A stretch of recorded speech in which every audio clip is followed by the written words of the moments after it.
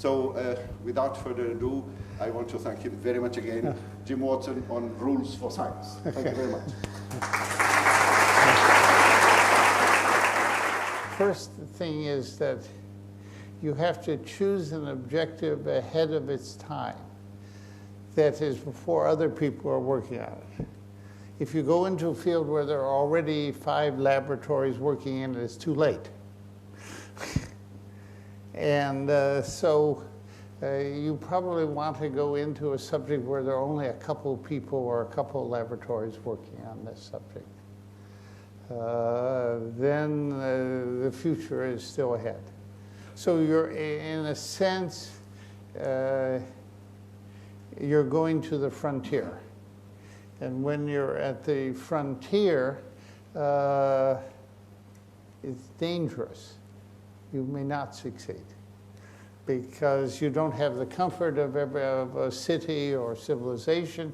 You're out there alone. Okay. Now, you shouldn't be out there alone unless you think you're going to be successful within a couple years.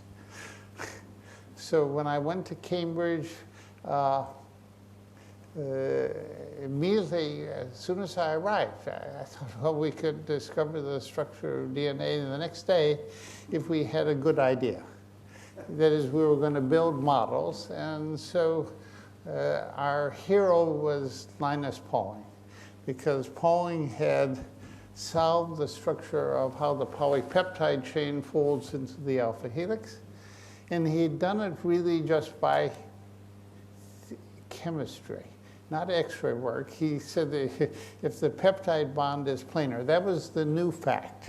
Peptide bonds are planar, they're shorter, therefore they won't rotate.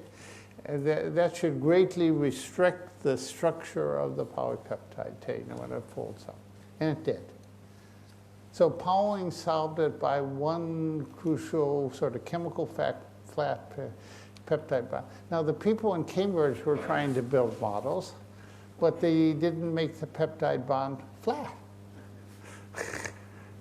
It could rotate, and they didn't get the answer.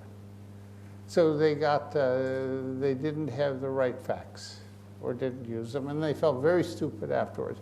But so Crick and I thought there must be, if we can think like a chemist, just really, and so the book I kept looking at was The Nature of the Chemical Bond by Pauling.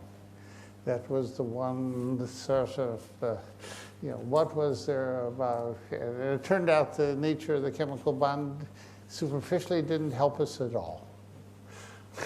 That is, we were still missing something that we didn't have.